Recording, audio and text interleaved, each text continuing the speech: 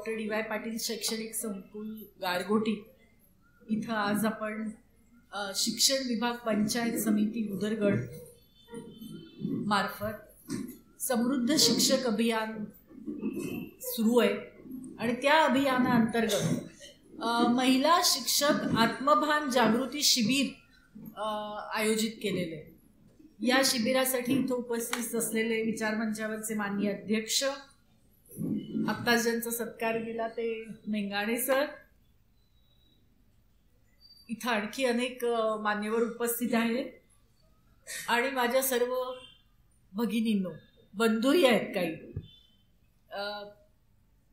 आत्ताच आम्हाला इथं आमंत्रित करण्यामागची भूमिका मेंगाणे सरांनी सांगितली आणि सकाळी त्यांच्याशी बोलताना आमच्या लक्षात आलं की किती विचारपूर्वक तळमळीनी या भागामधले जे शिक्षक आहेत, शिक्षिका आहेत, त्यांच्यामध्ये एक वैचारिक बदल घडवून आणणं. मगाशी त्यांनी उदाहरण दिलं की आपण काळानुसार कसे बदलत आहोत, परंतु आपले विचार बदलत आहेत का, आपला व्यवहार बदलतोय का, काय काय आपल्याकडं जुनंच आहे आणि काय काय आपण नवं स्वीकारलेलं आहे, या सगळ्याचा एक आढावा घेणं हे आजच्या या शिबिरांतर्गत अपेक्षित आहे. आजच्या कार्यक्रमाच्या सुरुवातीलाच महिला दिनाचा उल्लेख झाला आणि 8 मार्चला आपण आंतरराष्ट्रीय महिला दिन जवळ देशभर साजरा केला. आम्ही शिवाजी विद्यापीठामध्ये पण साजरा केला. तिथंही आम्ही असं एक विद्यार्थिनींचं शिबिर घेतलं होतं. वेगवेगळ्या कॉलेजमधून तिथं विद्यार्थिनी आल्या होत्या.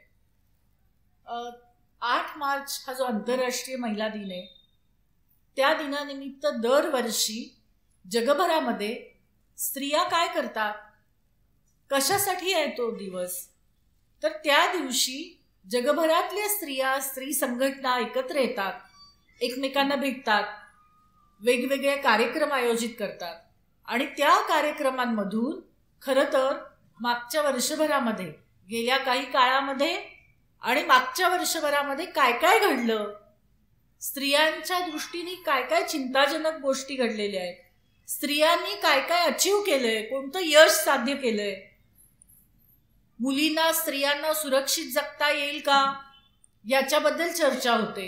या सगळ्या चर्चा होतात आणि त्या चर्चा झाल्यानंतर अपेक्षा अशी असते की जे पुढचं वर्ष, आजच्या काळाचं जे आव्हान आहे, त्या आव्हानाला लक्षात घेऊन आपण भविष्याची आखणी कशी करायची याच्याबद्दल एक विचार मंथन होतं आणि त्याच्यासाठी खरं तर 8 मार्च साजरा होतो.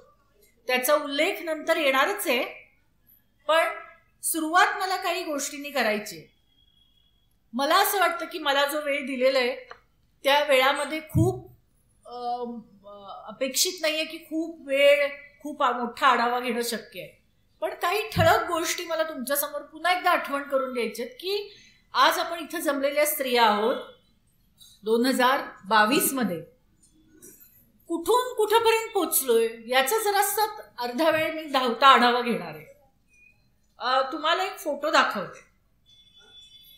हा फोटो आहे. कसं वाटतंय बघितलं की? एक आफ्रिकेतला चेहरा दिसतोय, बरोबर आहे? स्त्री आहे हे लक्षात येतंय आपल्या. ओके, तिचे दात बघा, तिचे केस बघा कसे आहेत. ही ज्याला आपण म्हणतो इतिहास पूर्वकालीन काळातली स्त्री आहे आणि त्या काळातल्या स्त्रीचा हा फोटो आहे. आपलीच बहीण, खूप पूर्वीची आजी पणजी, तिच्या आधीची खापर पणजी म्हणा, ही आहे आणि तिचा हा फोटो आहे. अलीकडेच तिचा हा फोटो बातमीत आला होता. आणखी 1-2 फोटो आहेत असेच, मी तुम्हाला जस्ट दाखवते. अशी एक स्त्री आहे. हा माझ्याकडे ब्लॅक अँड व्हाईट आहे फोटो. ती पण तुम्हाला आजच्या काळातली वाटत नाहीये. ओके, ही पण जराशी वेगळी आहे चेहरा. आणि एक फोटो दाखवते की जो महत्वाचा आहे. ही एक स्त्री आहे बघा, आपल्यापेक्षा वेगळी दिसते जराशी, पण बाईचाच फोटो आहे. या कोण आहे आणि अलीकडे त्यांच्याबद्दलच्या काय बातम्या आल्या, तर त्यांची सगळी रचना, हाडं सगळं वेगळं आहे. साधारण 9 ते 10 हजार वर्षापूर्वीच्या या स्त्रिया आहेत. त्यांची जे अवशेष सापडले त्याचा पुरातत्व संशोधक, संस्कृतीचे अभ्यासक, पुरातत्व संस्कृतीचे अभ्यासक त्यांनी त्याचा अभ्यास केला आणि त्यांचे जे अवशेष सापडले, हाडं सापडली, त्याच्यात टेक्नॉलॉजीचा वापर करून त्यांनी सांगितलं की त्या अशा दिसत होत्या. सो 9 ते 10 हजार वर्षापूर्वी आपण असे होतो आपल्या स्त्रिया. आणि बातमी अशी आली होती की आतापर्यंत इतिहासाच्या अभ्यासकांनी कायम असं मांडलेलं आहे की पूर्वी आदिम समाजामध्ये लोक टोळ्यांनी राहायचे आणि त्या टोळ्यांमध्ये स्त्रियांची काय भूमिका होती, कसा विचार करत होते. तर इतिहास संशोधकांनी असं कायम मांडलेलं आहे की पुरुष जे होते त्या टोळीतले ते पुरुष शिकार करायला जायचे. मोठी हिंस्त्र श्वापद असायची, त्यांची शिकार करायला ते जायचे. आणि स्त्रिया काय करायच्या, त्या स्त्रिया त्यांनी शिकार आणलेली असते त्याचं वाटप करायच्या. कारण त्या टोळीमध्ये वेगवेगळ्या वयोगटाचे स्त्री, पुरुष, लहान मुलं सगळे असायचे आणि स्त्रिया त्याचं वाटप करायच्या. तिथं काहीतरी छोटी फळं गोळा करायच्या, सगळ्यांना खायला मिळेल याची व्यवस्था बघायच्या, असं इतिहास संशोधकांनी सांगितलं होतं. आणि आत्ताचं संशोधन असं सांगते की हे चुकीचं होतं, कारण संशोधन नेहमी पुढं पुढं जात असतं. आता असं संशोधन सांगतं की पुरुषांच्या बरोबरीने स्त्रिया तशाच तितक्याच ताकदीनिशी शिकार करत असत. आणि ते जे हत्यार आहे, एक मोठी काठी असायची, त्याला टोक असायचं आणि ते अशी जोरात फेकून त्या मारायचे हिंस्र पशूंना, वाघ, सिंह, हत्ती जे कोणी यायचे त्यांना. आणि त्या शिकारी करणाऱ्या त्या बाईचं जे तिचं अवशेष सापडले जमिनीमध्ये गाडलेले, तिला जिथं दफन केलं होतं ती एक 30-32 वर्षाची बाई असावी आणि ही पहिली दाखवली ती साधारण 20-22 वर्षाची. त्यांना जिथं दफन केलं होतं तिथं अशी अवजारं सापडली दगडी, ज्या दगडी शस्त्रांनी त्या शिकार करायच्या, ती तिथं पुरली होती, त्यांच्यात दफन केली गेली होती. आणि मग आता संशोधकांनी असं सांगितलंय की इतिहासाचा अभ्यास करायची आपली दृष्टीच इतकी पुरुषप्रधान व्यवस्थेने ठरवलेली होती की गृहीतच धरलं होतं की पुरुष शिकार करणार आणि बाई त्याचं वाटप करणार. परंतु हे खोटं आहे आणि इतिहास आता असं सांगतो, सिद्ध केलेलं आहे वैज्ञानिक दृष्टिकोनातून, की स्त्री आणि पुरुष दोघं शिकार करायचं. आणि मग अभ्यास करताना सतत आपल्याकडं ही जी पितृसत्ताक व्यवस्थेतली मूल्य आहेत, ती दृष्टी आपली अशी असते की पुरुषाला श्रेष्ठ, बाईला कमी लेखते. आणि ती दृष्टी जी आहे, ती मूल्य जी आहे, ती आपल्या परंपरागत आलेली आहे. आणि ही बाई मी एवढ्यासाठी दाखवली की ही आपली एक प्रतीक आहे, एक प्रतिनिधी आहे आपली पूर्वीच्या काळातली, की जिनी सुद्धा जगण्यासाठी पुरुषा इतकाच संघर्ष केलेला आहे. आणि कदाचित पुरुषांना जन्म देण्यामध्ये तीच बाई आहे, पहिली कोणीतरी एक आईच आहे की जिनी ही सगळी मानवी, आज होमोसेपियन म्हणून आपण जे आहोत ते अस्तित्वात आहोत. सांगण्याचा उद्देश असा की मला थोडक्यात आढावा घेताना कोणती कोणती मूल्य आपल्यामध्ये आज आलेली आहेत या काळामध्ये, एवढा एक आढावा घ्यायचा आहे. एक गोष्ट आपल्याला ही समजली पाहिजे की पुरुषाच्या बरोबरीने शिकार करणारी ही जी बाई आहे टोळीमधली, त्या काळातली ती बाई, आणि आज आपलं 21व्या शतकामधलं बाईचं स्थान स्त्री पुरुषांचं, याच्यामध्ये फरक पडलेला आहे. तो का पडला, कधी पडला, याचा आपण विचार केला पाहिजे. की जर बाई अशी जर होती, एवढी ताकदवार होती, पुरुषा इतकीच ती मनानी धाडसी होती, तर ती एवढी कमकुवत, कमजोर का झाली, असा जेव्हा आपण विचार करतो तेव्हा आपल्याला समाजशास्त्र याचे आधार घेऊन काही ठोकताळे करणं शक्य असतं. सगळ्यात महत्वाचा बदल हा झाला, अगदी मुद्दे सांगायचे झाले तर, जेव्हा टोळी समाजामध्ये राहत होत्या बायका पुरुष, तेव्हा टोळ्या या बाईच्या नावावरून ओळखल्या जायच्या. मातृसत्ताक व्यवस्था होती. कारण मुक्त लैंगिक संबंध होते. त्यांना माहिती नव्हतं की काही विधिनिषेध नव्हते. स्त्री आणि पुरुष हे दोनच जाती अस्तित्वात होते. त्यामुळे जन्मणारी मुलं ही कोणत्या बाईची आहेत ते ओळखता येत होतं, पण ती कोणत्या पुरुषाची आहेत हे माहिती नसायचं. आणि त्यामुळं आज आपल्याला ऐकायला पण कसं तरी वाटतं, कारण आज विवाह संस्था अस्तित्वात आहे. एक स्त्री आणि एक पुरुष एकत्र राहतात, परंतु त्या काळामध्ये मुलं कोणाची आहे हे आईवरून ओळखलं जायचं आणि त्या टोळीला त्या आदी मातेचं नाव असायचं. अशा काळामध्ये हळूहळू आपल्याला असं दिसतंय की बदल होत होते. स्त्रीबद्दल एक प्रकारचं गूढ वलय होतं. स्त्रियांकडे काहीतरी अद्भुत शक्ती आहे असं बघितलं जायचं. अनेक अशा कथा आहेत, मिथकं आहेत, ज्याच्यामध्ये असं सांगितलं जातं की पाऊस जेव्हा पडतो, पहिला पाऊस जेव्हा पडतो पावसाळ्यामध्ये, तेव्हा काय होतं, सगळी माती नदीमध्ये मिसळते आणि लाल पाणी सगळं गढूळ वाहून जातं आणि मग नदीत स्वच्छ पाणी येतं. तर असं समजायचे, अशा काही प्रथा कर्मकांड आहेत की जणू काही ती नदीची, ती या जमिनीची मासिक पाळी होती. आणि मग त्याच्यानंतर काय काही झाडं फुलणार, मग पिकं येणार, उगवणार आणि मग या माणसाला खायला मिळणार. त्यामुळे बाई ही जणू काही देवी आहे. ही नदी, जमीन, बाई असं बघितलं जायचं. मुलं कशामुळे होतात हे माहिती नव्हतं. स्त्रियांकडेच काहीतरी अद्भुत शक्ती आहे आणि म्हणून ती मुलांना जन्म देते असं समजलं जायचं. परंतु हळूहळू काय व्हायला लागलं की मग शेतीचा शोध लागला. आणि तुम्हाला माहिती आहे सगळ्यांना, शेतीचा शोध बाईनी लावला. बाई जेव्हा गरोदर असायची तेव्हा एके ठिकाणी स्थिर असायची आणि ती जंगलांमध्ये फिरून फळं पडतात, त्याचं बी रुजतं आणि झाड होतं हे बाईनी शोधून काढलं. त्यामुळे शेतीचा शोध हा बाईनी लावलेला आहे हे सिद्ध झालेलं आहे. आणि म्हणून शेतीच्या ठिकाणी बायका टोळ्या हळूहळू स्थिराव्या लागल्या. आणि मग असं लक्षात आलं की गुरं पाळायला लागलं, पशुपालन सुरू झालं. हे सगळं आपल्याला इतिहास म्हणून माहिती आहे, पण बाई म्हणून आपल्याकडं कसं बघता येईल या इतिहासाकडं.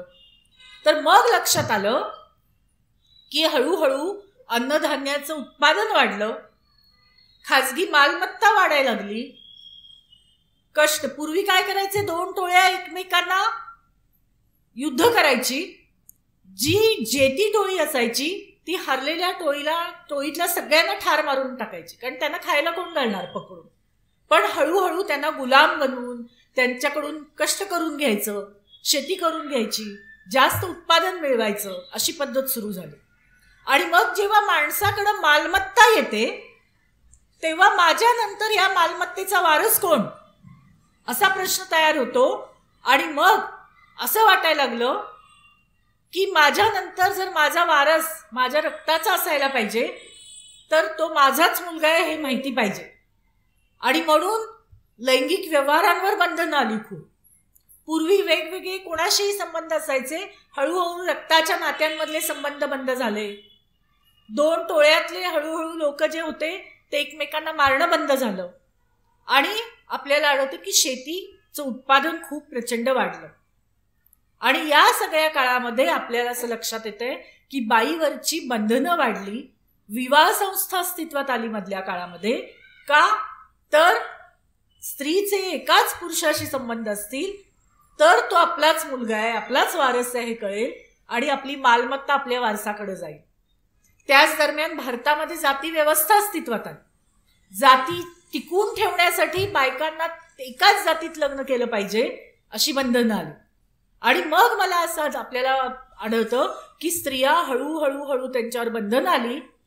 त्याच्या बाहेर पुरुषांनी इतकेच श्रम करायचा, शिकार करायच्या, शेती करायच्या, सगळं करायच्या कष्ट, त्यांच्यावर बंद येऊन त्या हळूहळू घरामध्ये बंदिस्त झालेले आपल्याला दिसतात.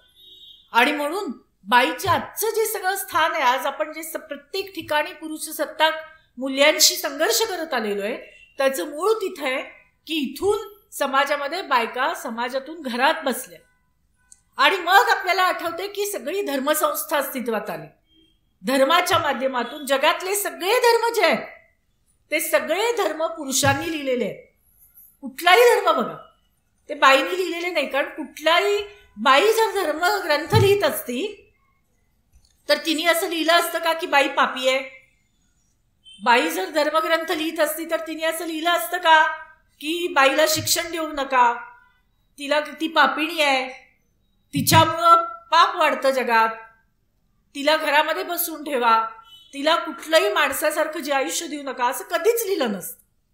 आणि त्यामुळं ही पुरुष सत्ताक व्यवस्था टिकण्यासाठी धर्मसंस्थेनी आपलं सगळं वापरलेली आहे, सगळी टेक्निक, सगळी यंत्रणा वापरलेली.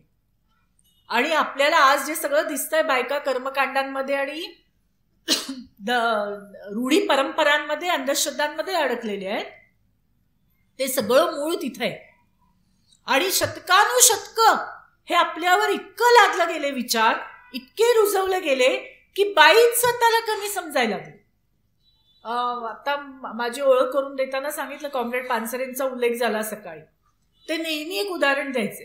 ते वकील होते, कामगारांचे वकील होते, आणि ते घरी येऊन आम्हाला नेहमी उदाहरण द्यायचे की एक बाई माझ्याकडं केस घेऊन येते, एक शिपाई बाई आहे आणि तिला नोकरीवरून काढून टाकलं, सफाई कर्मचारी होते, काढून टाकलं, माझी केस घ्या म्हणून ती त्यांच्याकडे येत होती. आणि ती जेव्हा त्यांच्या ऑफिसमध्ये आली तेव्हा ती खाली बसायची. तर ते म्हणायचे, पानसरे साहेब, की तुम्ही मावशी तुम्ही खाली का बसता, तुम्ही खुर्चीवर बसा, इथं बसून सांगा, सगळे इथंच येतात, माझे क्लायंट सगळे इथंच बसतात. तर नाही म्हणायची, माझी जागा इथंच बरी आहे. तर ते म्हणाले, तिला किती समजावून सांगितलं पण तिच्या डोक्यात पक्क होतं की आपली जागा खालची आहे. तर ते म्हणाले, बाईलाच स्वतःला असं वाटायला लावलं या संस्कृतीनी की तू कमी दर्जाची आहेस, तू कमकुवत आहेस, तू कमजोर आहेस, तू कसं असायला पाहिजे. आणि तिच्या पुढं काही एक मॉडेल्स ठेवली, बाईनी कसं असायला पाहिजे याचे काही नमुने आपल्या पुढं शतकानुशतकं ठेवलेले आहेत. आणि मग या सगळ्या काळामध्ये बाई सगळी जगामध्ये आपल्याला असं दिसतं, सगळीकडं बाई धर्माच्या बडग्याखाली आली, कुटुंब संस्थेच्या शोषणाखाली आली आणि प्रचंड शोषण तिचं झालेलं आपल्याला दिसतं. कित्येक शतकं, हजारो वर्षही आपल्याला दिसतं. आणि म्हणून या सगळ्या काळामध्ये हळूहळू पुढच्या टप्प्यामध्ये जेव्हा गेली, जेव्हा सरंजामशाही अस्तित्वात आली, राजेशाही होती, जेव्हा जमीनदार होते मोठे, त्या काळामध्ये बाई कुठं होती, काय करत होती, कष्टाची कामं सगळी करत होती. आज सुद्धा शेतीची 70 ते 80% श्रम बाई करते शेतीमध्ये. पण शेतीत कुठलं पीक लावायचं, ऊस लावायचा का तांदूळ लावायचा, त्याचं बियाणं कुठून आणायचं, कुठल्या कारखान्यात तो द्यायचा, त्याचं सगळं आर्थिक व्यवहार, त्याच्यातनं फायदा मिळालेला पैसा, हे सगळं कंट्रोल कोणाच्या हातात असतो, पुरुषांच्या हातामध्ये असतं. म्हणजे हे सगळं तेव्हापासून बाई श्रम करते, कष्ट करते, राबते. सगळ्यात जास्त सकाळी कुटुंबामध्ये सगळ्यात आधी बाई उठते आणि सगळ्यात शेवटी झोपते. घरातल्यांचं सगळ्यांचं राबून कष्ट उपसून स्वयंपाक करायचा, धुणी धुवायची, कोण आजारी असलं तर त्यांची सेवा करायची, मुलांना जन्म द्यायचा, त्यांना वाढवायचं, सगळं जे कुटुंब संस्थेचं आहे ते 80 ते 90% बाई करते श्रम. आणि हे सगळं तिच्यावर कशातून लादलं गेलं की ही सगळी व्यवस्था जी आहे ती हळूहळू पुरुष सत्ताक व्यवस्था बनली. बाई आणि पुरुष जे एका स्थानावर होते ते बदललं आणि बाई समाजामध्ये खाली गेली. आणि बाई स्वतःलाच समजायला लागली की आपण बाईच्या जातीचे आहोत, तर आपल्याला असं जगलं पाहिजे. तुम्हाला काही मॉडेल्स दाखवते मी. आपल्या बाईचं तुम्हाला दाखवलं की ही प्रतिनिधी कोणाची आहे, जी पुरुषाच्या बरोबरीने जगत होती. 10,000 वर्षापूर्वीची बाई आहे. आणि मग त्याच्यानंतर एक आपल्या पुढं मॉडेल आलं, आज सुद्धा आपल्या मनावर आहे. ही कोण आहे? ही एक नटी आहे, पण आपण काय म्हणून ओळखतो तिला? सीता. खूप पॉप्युलर सिरियल होती, बरोबर आहे. सीतामाई म्हणतो, सीता म्हणतो. ओके, तर ही तिचं एक मॉडेल आपल्यासमोर आज 21व्या शतकामध्ये पण आहे. काही वर्षांपूर्वी ही प्रचंड पॉप्युलर होती मालिका. रविवारी लागायची, लहानपणी आम्ही बघायचो, तर रस्त्यावर माणूस नसायचं, ही सिरियल लागायची तेव्हा रविवारी. रामायण आणि महाभारत, गारुड, लोकांना अगदी पूर्ण गुंगून गेलो आपण पूर्वीचा काळ बघत. विसरायला लागलो आपण 21व्या शतकात आहे. तर हे जे मॉडेल आहे ते आपल्याला या इतिहासाच्या एका टप्प्यात दिलं. काय आहे ही बाई? सीता म्हणजे कोण? काय प्रतिमा आहे तिची आपल्या मनामध्ये? सीता कशी असते? काय असते? सीतेचे गुण काय? पतिव्रता, पहिलं शब्द. दुसरं, पतिव्रता एक झाली. सोशी, आयुष्यभर सहन करत राहिली ती बाई, सहनशील. बरोबर आहे, सहनशीलता, सोशिकता. दुसरं, नवऱ्याने एवढे आरोप केले, तिने काय केलं? अग्निपरीक्षा द्यायला तयार झाली, स्वतः मरायला तयार झाली. मुलांना स्वतः वाढवलं, एकटीने कष्ट करून जन्म दिला. बरोबर आहे. हे अशी बाई, असं एक मूळ आपल्या पुढं मॉडेल आपल्या पुढं दिलेलं आहे. आणि ते गेलेलं नाही आहे. आज सुद्धा उदाहरणं आपल्याला तिचीच सांगतात. सीतेसारखी बाई म्हणजे खूप चांगली बाई, सीतेसारखी बाई म्हणजे, तसं पतिव्रता बाई म्हणजे पुण्यवान बाई, सीतेसारखी बाई म्हणजे सहनशील. अशी बाई जर कुटुंबात सून म्हणून आली तर त्या कुटुंबाचं कल्याण. बरोबर आहे की नाही? अशीच सून पाहिजे, अशीच सून पाहिजे मॉडेल. बरोबर आहे. आणि त्यामुळं हे अजून सुद्धा इतके वर्ष, इतकी शतकं आपल्या मनावर गारूड केलेलं आहे की ती आपल्यातनं जात नाही. किती सरांनी सांगितलं मोबाईलची मॉडेल्स नवीन घ्या, 21वे शतक आलं. पूर्वी लहानपणी आम्हाला मोबाईल माहीत नव्हते, टेलिफोन माहीत नव्हते, आम्ही चांगले जगत होतो. पण सगळे बदल झाले तरी हिचे जे गुण आहेत, हिचं जे मॉडेल आहे, ते पतिव्रतेचं मॉडेल आपल्यासमोर अजून सुद्धा आदर्श म्हणून ठेवलं जातं. सगळ्या टीव्ही सिरियल्स बघा, एक स्त्री हिच्यासारखी आणि एक मंथरा किंवा कैकेयी सारखी. म्हणजे रामायण अजून आहे आपल्यामध्ये. आणि मग हेच आपण बघायचं. काळ बदलला, सगळं बदललं, आपल्या लेकी सुना शिकल्यात, पण मॉडेल काय? आदर्श स्त्री ही. आणि त्यामुळं हा जो काळ आहे तो काळ बराच काळ चालला, अनेक शतकं चालला. आणि आज सुद्धा 21व्या शतकामध्ये आपल्या समोर तो आहे. पण मगाशी मी सांगितलं तसं जी धर्मसंस्था, जी विवाह संस्था, जी आर्थिक व्यवस्था, जी कृषी संस्था सतत बाईला दुय्यम लेखत गेली, तिला घरात बंद करून ठेवलं, त्या सगळ्या संस्था हिने मान्य केल्या. धर्मसंस्था जे सांगेल ते तिने मान्य केलं निमूटपणे, प्रश्न विचारले नाहीत. तिचा सगळ्यात मोठा गुण काय आहे तर प्रश्न न विचारणे, आव्हान न देणे, तुमचं चूक आहे असं न म्हणणे, मला हे पटत नाही असं न म्हणणे, मला हे मान्य नाही असं न म्हणणे. ह्या सगळ्या तिच्या व्यवस्थेला प्रश्न विचारायचा नाही. हिच्याकडून काय शिकवलं आपल्याला? प्रश्न विचारू नका, हे आपल्याला शिकवलं.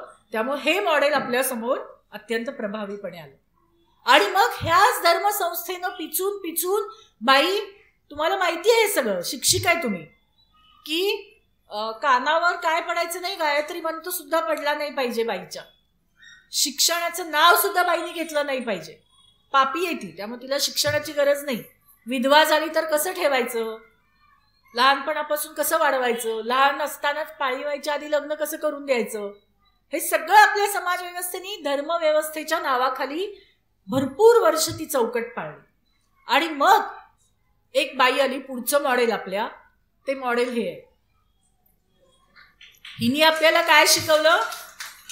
प्रश्न विचारायला शिकवलं. म्हणजे जे ही सांगत होती, जेही होती त्याच्या बरोबर उलट मॉडेल आहे. हिने आपल्याला शिकवलं की प्रश्न विचारा. धर्म सांगतो की शिकू नको, तिने विचारलं का शिकायचं नाही, तिने शिकून दाखवलं. धर्म सांगतो तू घरात बस, तिने सांगितलं नाही, मी शिक्षिका म्हणून समाजाला शहाणं करणार. धर्म सांगतो रूढी, परंपरा, अंधश्रद्धा पाळ, बाईच्या जातीने असंच जगायचंय. हिने सांगितलं नाही, मी असं जगणार नाही आणि माझ्या आजूबाजूच्या बायकांना पण असं जगू देणार नाही. मी त्यांना पुढच्या पिढीला घडवेन आणि प्रश्न विचारायला शिकवेन. ज्योतिबा फुलेंच्या सहकार्याने तिने प्रचंड त्रास सहन केला. व्यवस्थेला प्रश्न विचारायला या बाईने आपल्याला शिकवलं. या बाईने आपल्याला शिकवलं प्रश्न विचारू नका, हिने शिकवलं प्रश्न विचारा, सतत विचारा. असं का, मी का कमी आहे, माझ्यात काय कमी आहे असं की मी सतत कष्ट करायचे आणि सगळं कंट्रोल, नियंत्रण सगळं पुरुषाच्या हातामध्ये, असं का? आणि म्हणून सावित्रीबाई फुले जगातली, आपली देशातली पहिली शिक्षिका, स्त्री शिक्षिका. तिने गोरगरिबांच्यासाठी शाळा काढल्या, मुलींना शिकवलं. फातिमा शेख आणि सावित्रीबाई फुले या दोघींचं मॉडेल आपल्या एका पिढीसमोर होतं. आणि तिच्यामुळं आज आपण जे इथं आहोत ते तिच्यामुळे. या बाईंनी जर प्रश्न विचारले नसते, व्यवस्थेला सांगितलं असतं, नकारलं नसतं, तर आज आपण इथं नसतो. आणि म्हणून आपल्या समोर कोणती मॉडेल्स आहेत, म्हणजे मी हे पुढं हळूहळू जाते की आपल्याला 21व्या शतकामध्ये कुठल्या मॉडेलकडे जायचंय हे आपण हळूहळू येतो. त्यामुळे या स्त्रीबद्दल तुम्हाला सांगण्याची गरजच नाही, तुम्ही सगळं वाचलंय. आम्ही 2000 मला वाटतं 5ला कोल्हापुरामध्ये कॉम्रेड पानसरेंनी एकदा मीटिंग बोलवली सगळ्या सामाजिक संघटनांची, आणि असं सांगितलं की सावित्रीबाई फुलेंचा जो जयंती असते ती आपल्याला एक उत्सव झाला पाहिजे, किमान 10 दिवस आपल्याला साजरे करायचे. आणि इतकं सिस्टमॅटिक पद्धतीने आम्ही हे केलं कोल्हापुरामध्ये. पहिल्यांदा आम्ही काय केलं, एक 25 कार्यकर्ते गोळा झालो, विशेषतः त्याच्यामध्ये सगळ्या स्त्रिया होत्या, अशीच शिक्षिका, प्राध्यापिका. आणि त्यांनी सावित्रीबाई फुलेंचं चरित्र वाचून काढलं, तिच्या कवितांची पुस्तकं वाचली, ज्योतिबा फुले वाचले परत. आणि ते वाचल्यानंतर वेगळे वेगळे प्रोजेक्ट्स घेतले. एक प्रोजेक्ट असा होता की तेव्हा पुस्तिका लिहायची. आम्हाला सगळ्यांनी सांगितलं की प्रत्येकीने एक लेख लिहायचा, तुम्ही वेगवेगळे पैलू करा त्याचे आणि लेख लिहा. आम्ही एक पुस्तिका तयार केली आहे, भारती पाटील संपादित पुस्तिका आहे ती. आम्ही सावित्रीची लेकरं म्हणून, आम्ही सावित्रीच्या लेकी. आणि तिच्या आम्हाला जी सावित्रीबाई समजली ते आम्ही लिहिलं आणि त्याची पुस्तिका तयार केली त्या 10 दिवसांसाठी. जे 30-40 कार्यकर्ते होते, शिक्षक होते, त्या सगळ्यांचं एक शिबिर घेतलं, वर्कशॉप. आणि जे आम्ही वाचलं होतं त्याच्यावर चर्चा करून आम्हाला भाषणं करायची असतील तर कोणते मुद्दे आज मांडायचे त्याची चर्चा केली. त्या शिबिरामध्ये पूर्ण आखणी केली की भाषणं कशी करायची सावित्रीबाई फुलेवरची, काय मांडायचं आज. त्याच्यानंतर आम्ही कोल्हापुरातल्या सगळ्या शाळांना कॉन्टॅक्ट केला, कॉलेजेसना, शाळांना, आणि विचारलं की आमचा एक कार्यकर्ता येऊन इथं भाषण करेल 10 दिवसात, तुम्ही तारीख आणि वेळ कळवा. आणि पूर्ण एक टाइम टेबल तयार केलं 10 दिवसाचं की 100 व्याख्यानं झाली पाहिजे. आणि त्यावेळी अशी 100 व्याख्यानं आम्ही आयोजित केली. आणि त्याचा समारोप जो आहे तो समारोप बिंदू चौकामध्ये सांस्कृतिक कार्यक्रमांनी जलसा केला. की आम्ही इतर जलसे करतो, डॉक्टर बाबासाहेब आंबेडकरांचा जलसा करतो, तर आम्ही सावित्रीबाई फुलेचा जलसा करू. आणि मग मी सावित्री बोलते प्रयोग झाला, पोवाडे झाले, सावित्रीबाई फुलेवरचे लिहून घेतले. हे सगळं आम्ही 10 दिवस फक्त सावित्रीमय झालो होतो. आणि त्याचा परिणाम असा झाला की त्याच्या पुढं हळूहळू इतके कार्यक्रम वाढले की आम्हाला आता सांगायलाच लागत नाही सावित्रीबाई फुले इतक्या जोरात. त्यामुळे ठरवून आपले जी मॉडेल्स आहेत ती मॉडेल समाजापर्यंत नेणं, पुढच्या पिढीपर्यंत नेणं, याच्यासाठी पद्धतशीर प्रयत्न करावे लागतात. आणि हे आपण नियोजन करून जर केलं तर पुढच्या पिढीपर्यंत व्यवस्थित नेऊ शकतो असं मला वाटतं. त्यामुळे ही जी आहे ही आमची एक आदर्श म्हणून आपल्या समोर आली. त्याच्यानंतर हळूहळू काळ बदलला. 1990 आला, 80-90च्या दशकात. कारण 90 येईपर्यंत काळ कसा होता, आमची पिढी ज्याच्यामध्ये शिकलो आम्ही, वाढलो, काळ असा होता की आम्हाला सरकारी अनुदानित शाळांमधून शिक्षण मिळालं. आमचे आई वडील सर्वसामान्य शिक्षक होते माझेही, पण ते आम्हाला शिकवू शकले कारण सरकारने जबाबदारी घेतली होती शिक्षणाची. आम्ही उच्च शिक्षण घेऊ शकलो. मी BSc केलं, MBA केलं. ते करत असताना तिथं आम्हाला कळलं की रशियन भाषा शिकवतात म्हणून रशियन शिकलो. मग मला असं लक्षात आलं की आपल्याला भाषेमध्ये कल आहे म्हणून मग मी परत रशियाला गेले काही काळ. तिथून परत आल्यानंतर मला असं वाटलं की ह्याच्यातच करिअर करायला पाहिजे, आपल्याला हे आवडतं. MBA करण्यात काय, त्याच्यामध्ये नोकरी करण्यात काही पॉईंट नाही. म्हणून मग मी इथं MA नव्हतं तर मी कर्नाटक युनिव्हर्सिटीला MA केलं रशियनमध्ये. तेव्हा खूप कमी लोक होती आपल्या बहुजन समाजातली. त्याच्यानंतर मी नेट दिली आणि मग पुणे युनिव्हर्सिटीतून PhD केलं. हे सगळं आम्ही शिकू शकलो कारण आमचा पाया शिक्षणाचा चांगला झाला होता. हे 80च्या दशकापर्यंत आम्ही बघत होतो हुंडा प्रथेविरुद्ध आंदोलनं व्हायची, स्त्री चळवळीत आलो, अंधश्रद्धेविरुद्ध बोलायला लागलो, मोर्चे काढायला लागलो, अन्याय निवारण समितीत काम करायला लागलो. तनुजा कित्येक वर्ष दशक काम करते. हे सगळं आम्ही करायला लागलो, चळवळीत आलो, हे सावित्रीचं मूल्य घेऊन आम्ही पुढे आलो. पण 80च्या दशकानंतर समाजामध्ये खूप मोठे बदल झाले. आपल्याला आढळते की जागतिकीकरणाचं युग सुरू झालं. हळूहळू अनुदानित शाळा कॉलेजेस, विना अनुदानित शाळा कॉलेजेस सुरू झाली.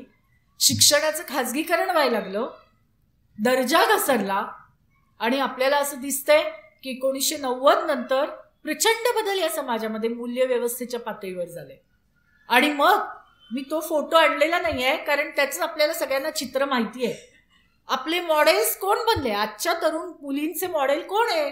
आज ही बाई आजच्या तरुण पिढीचं मॉडेल नाहीये. आपल्या मुली लेकी आहेत घरामध्ये, ही सुद्धा कमी लोकांना माहिती आहे. सावित्रीबाई फुले थोडी माहिती आहे, पण कोण स्त्रिया माहिती आहे तो आपल्या मुलींना? 90 नंतर कोण माहिती आहेत मुलींना? करीना कपूर माहिती आहे, ऐश्वर्या रॉय माहिती आहे, आणि कोण माहिती आहे?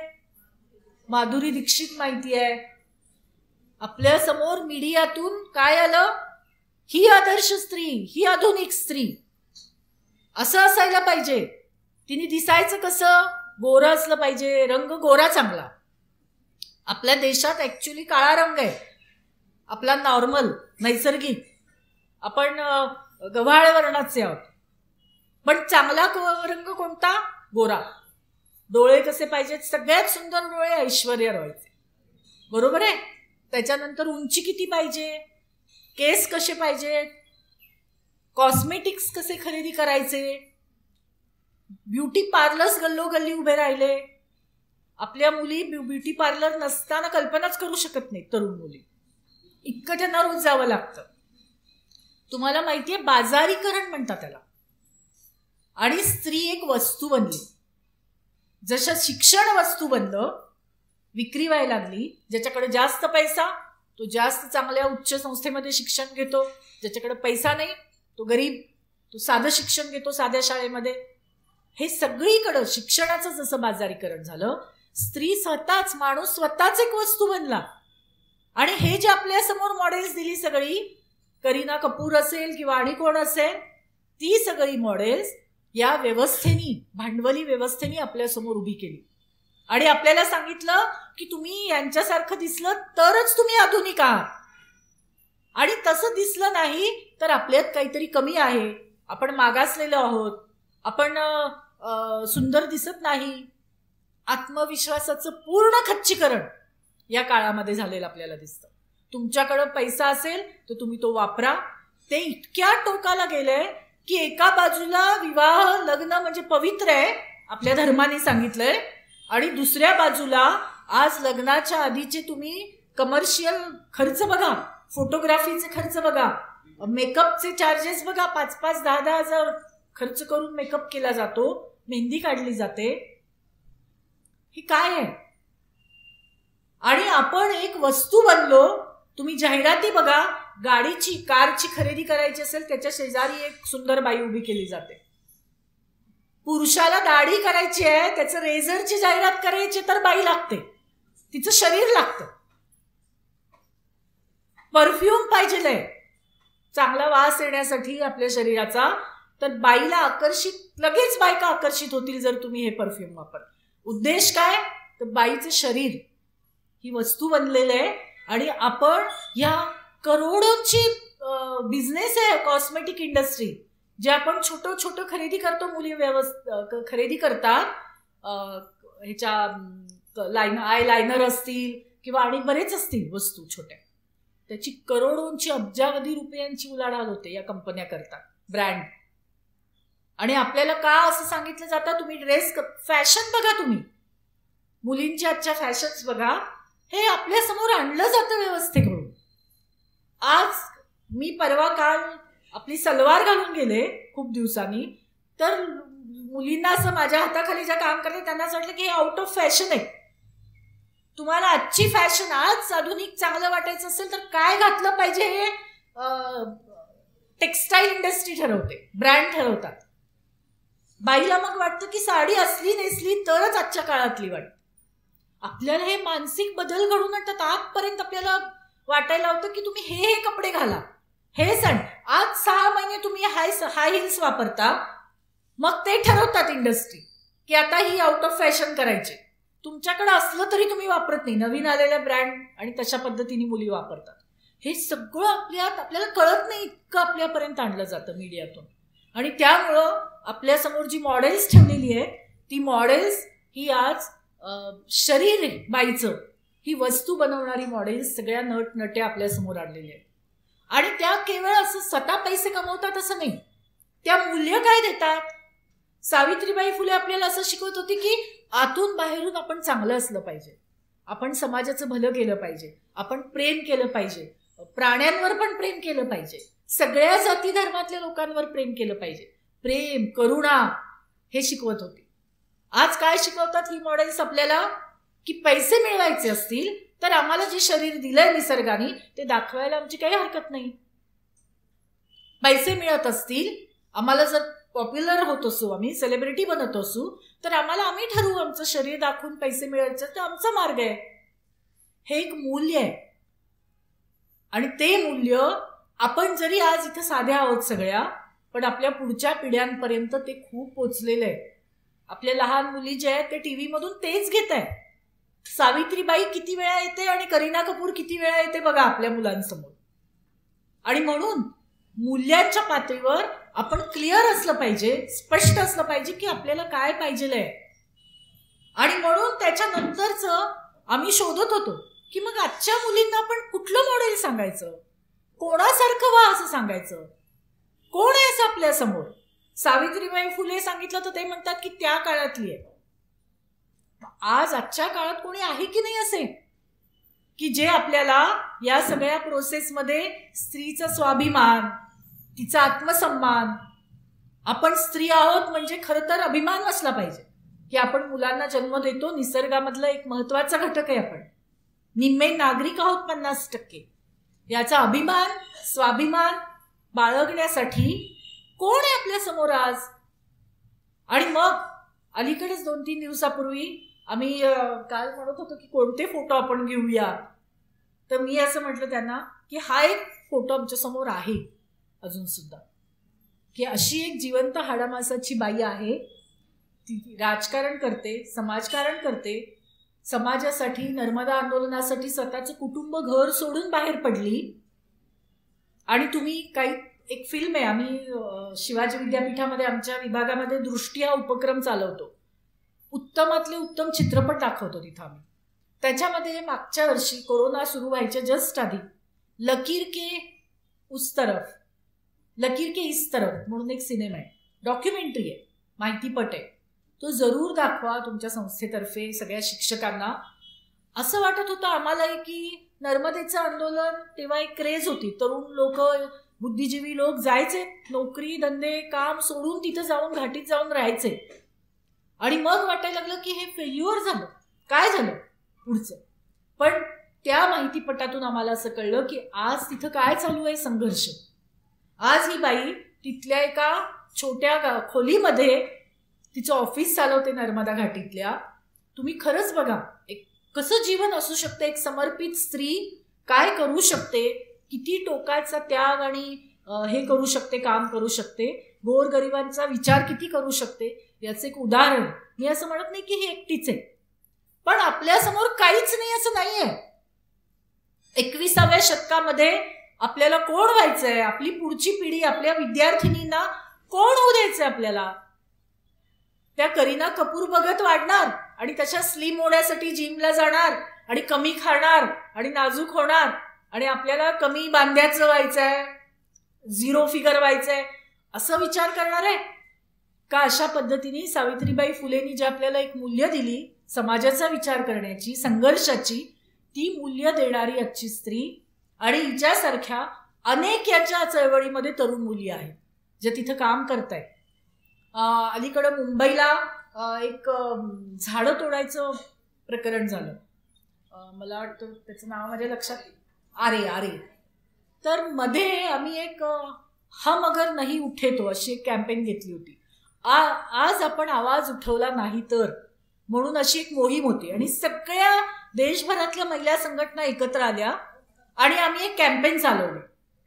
त्याच्यामध्ये अशा एक 17-18 वर्षाच्या मुली आमच्याशी ओळख झाली त्यांची आणि त्यांना आम्ही विचारलं की तुम्ही कुठून आला, तुम्ही या चळवळीत आमच्या संघटनेत कसे आला. तर त्यांनी सांगितलं पहिल्यांदा आम्ही तिथं आम्हाला झाडं कापतायत हे मान्य नव्हतं म्हणून आम्ही आरे आंदोलनात आलो आणि तिथून हळूहळू आम्हाला कळलं की स्त्री चळवळ आहे, स्त्रिया काम करतायत, स्त्रियांवर अन्याय होतो तेव्हा उठवतायत आवाज, कायदे होत आहेत तेव्हा कायद्यांमध्ये हस्तक्षेप करतायत. हे सगळं जेव्हा होतं तेव्हा आम्हाला हळूहळू कळलं आणि 15, 20, 22 वर्षाच्या मुली आज आंदोलनामध्ये येत आहेत. मला असं वाटतं की आज आपण शिक्षिका म्हणून इथं जेव्हा आलेलो आहोत तेव्हा सगळ्यात महत्वाची गोष्ट अशी आहे की पुढच्या पिढीला आपण काय संस्कार देणार आहोत. संस्कार हे केवळ धार्मिक आणि आध्यात्मिक नसतात, संघर्षाचे पण संस्कार असतात आणि म्हणून हे संस्कार आपण कसे देणार. आणि मग त्याच्यासाठी हा जो 8 मार्चचा संघर्ष आहे तो मी थांबते 2 मिनिटांमध्ये आणि थांबते. आहे ना वेळ? बरं, कारण मला असं वाटलं की कंटाळतील. तर मी तुम्हाला ही 8 मार्चची तुम्हाला सांगते की संघर्षाचं प्रतीक कसं बनलं. अशा ज्या संघर्षशील स्त्रिया होत्या म्हणजे उदाहरणार्थ ही सावित्रीबाई फुले किंवा झाशीची राणीचं नाव नेहमी येतं, चेन्नम्मा आहे, अनेक स्त्रियांची नाव आपल्या समोर आहे. आपल्याकडे जेव्हा या अशा स्त्रिया संघर्ष करत होत्या, सरंजामी व्यवस्था होती, आपल्याकडे ब्रिटिश होते आणि ब्रिटिशांच्या विरोधातला एक मोठा संघर्ष उभा राहिला आणि त्या संघर्षामध्ये अनेक हजारो स्त्रिया सहभागी झाल्या. नंतर तर आपल्या स्वातंत्र्य चळवळीमध्ये गांधीजींनी आवाहन दिल्यानंतर हजारो स्त्रिया सहभागी झाल्या.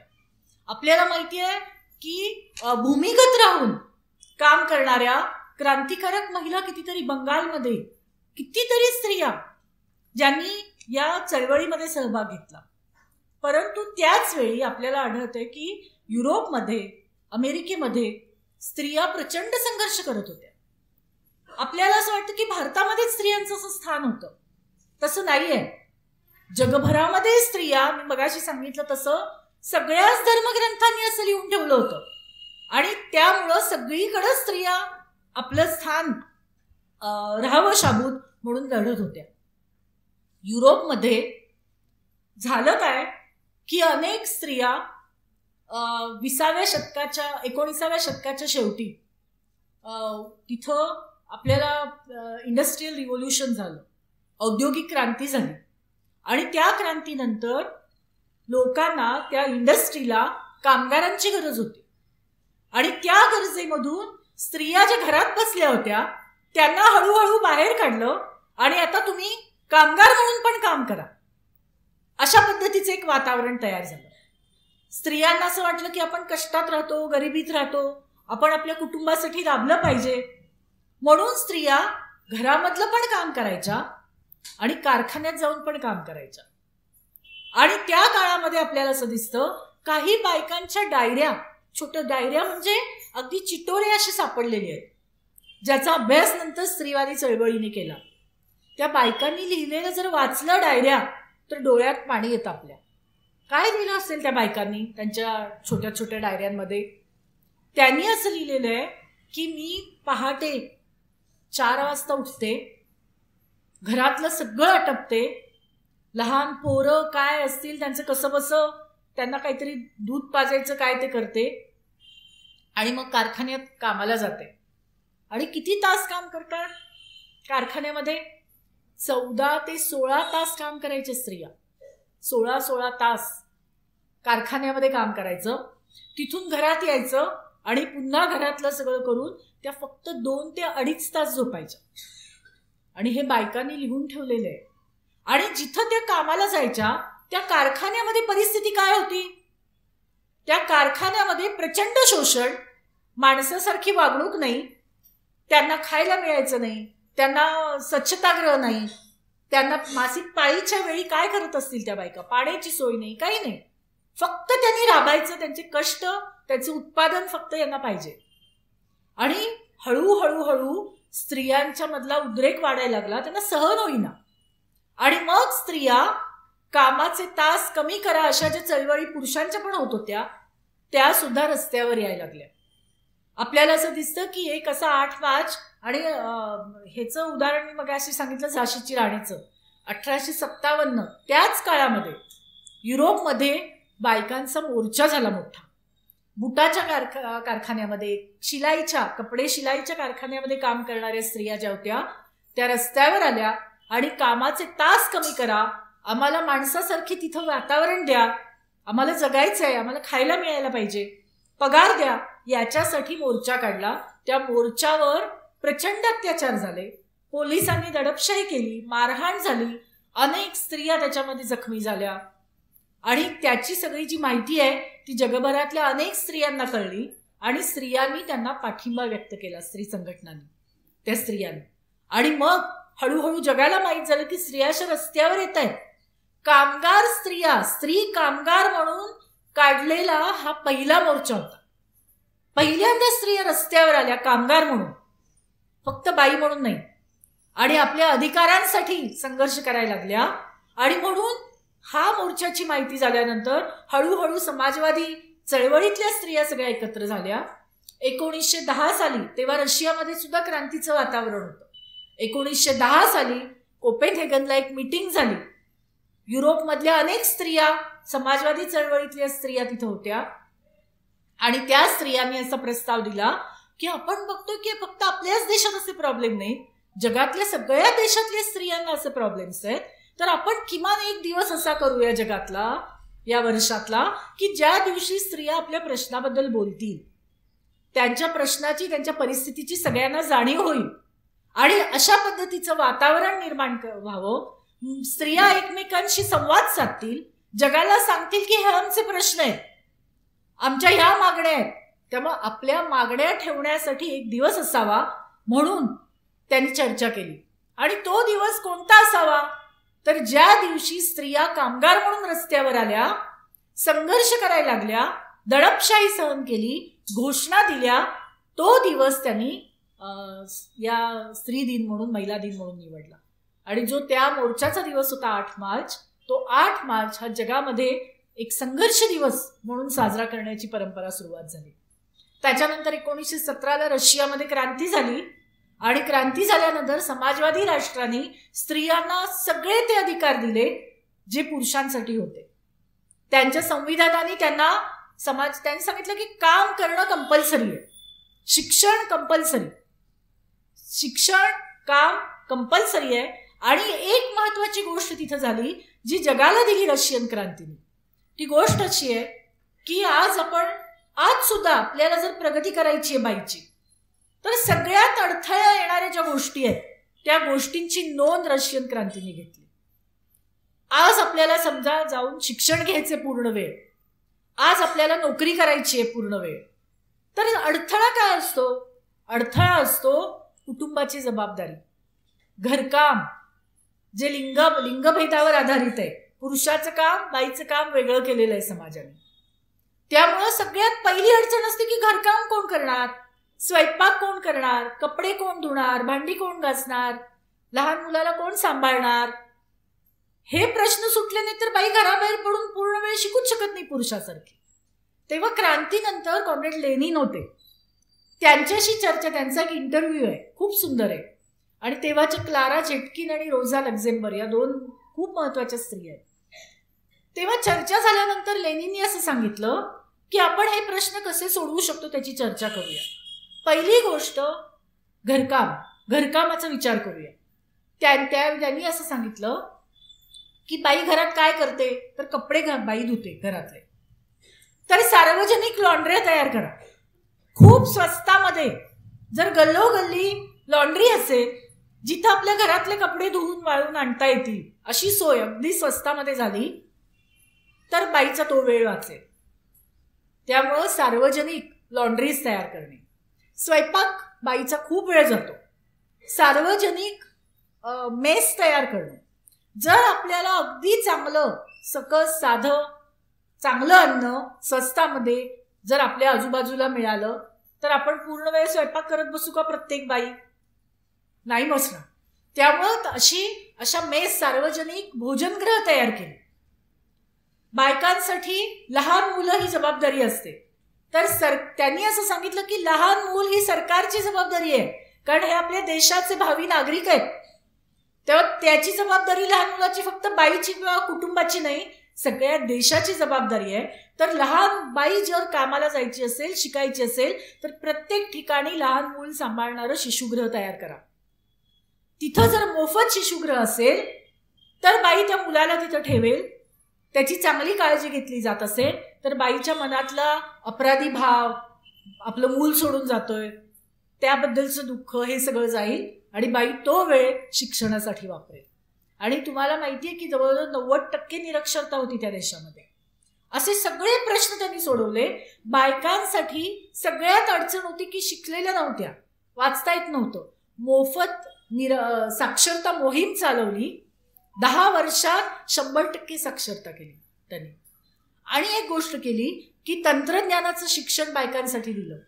वेगवेगळे तांत्रिक, ज्याला आपण तंत्रनिकेतन आहे तशी तंत्रनिकेतनं काढली. तिथं बायकांना ट्रेनिंग देऊन त्यांना असं वाटू नये की आपण या काळाबरोबर नाही, तंत्रज्ञान येत नाही असं वाटू नये म्हणून अशी शिक्षणं दिली. आणि मग बायकांना त्यांनी पूर्णपणे सामाजिक उत्पादनामध्ये घेतलं. तिथं जर तुम्ही देशाचे नागरिक असाल तर प्रत्येकाने शिकलं पाहिजे आणि प्रत्येकाने काम केलं पाहिजे, नोकरी कंपल्सरी. आणि अशा पद्धतीने आपला देश वर आणला. मला असं वाटतं की बायका या देशाच्या अर्ध्या नागरिक आहेत आणि त्यांची जबाबदारी ही शासनाने घेतली पाहिजे, सरकारने घेतली पाहिजे.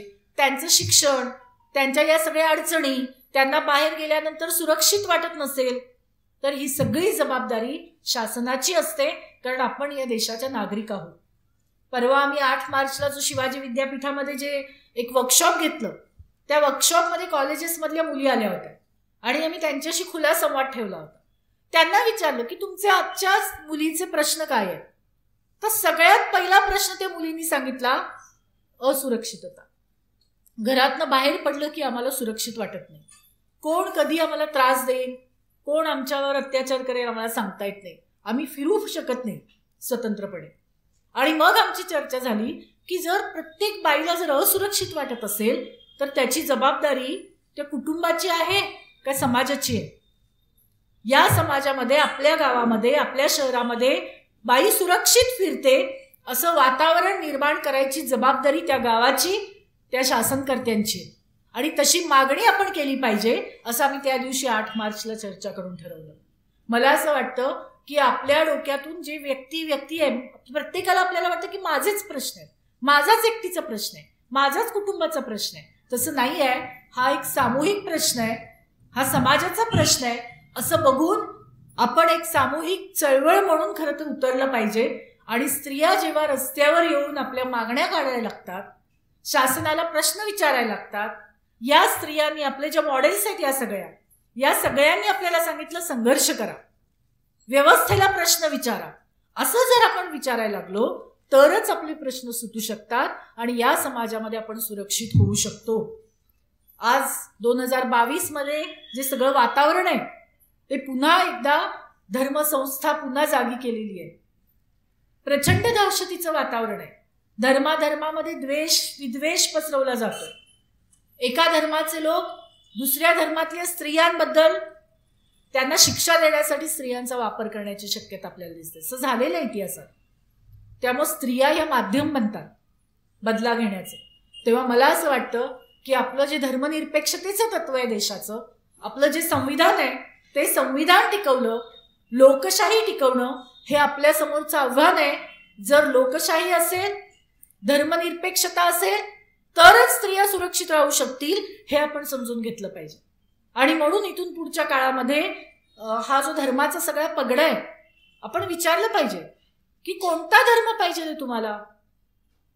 हे काही लोक असं म्हणतात की धर्मावर आधारित राष्ट्र पाहिजे आम्हाला, जसं पाकिस्तान झालं. मला असं वाटतं की धर्मावर आधारित जे राष्ट्र आहे ते झालं तर सगळ्यात पहिला त्रास स्त्रियांना होणार आहे. पुन्हा आपण सावित्रीबाई फुलेंनी केलेला संघर्ष पुन्हा करायची वेळ येऊ नये याच्यासाठी आपण लोकशाही आणि धर्मनिरपेक्षता ही तत्व घेऊन पुढे जाऊया. आज या 8 मार्चच्या निमित्ताने आम्हाला इथं बोलवलं आणि बराच वेळ बोलण्याची संधी दिली. आम्ही प्राध्यापक असल्यामुळं 60 मिनिटं आम्ही एक लेक्चर घेतो. तर तशी मला असं वाटतं की काही मुद्दे त्या निमित्ताने तुमच्यासमोर ठेवता आले. आपण जरूर याचा विचार कराल. तुमच्या गावामध्ये, तालुक्यामध्ये मुलींच्यासाठी काय करता येईल, मुलींना, स्त्रियांना सुरक्षित वाटेल असं काय करता येईल, याच्याबाबत तुम्ही सुद्धा चर्चा करा, काही कार्यक्रम आखा. आम्ही जरूर तुमच्या बरोबर येऊ. कधी आम्हाला बोलवलं तर आम्ही इथं येऊ शकतो. धन्यवाद.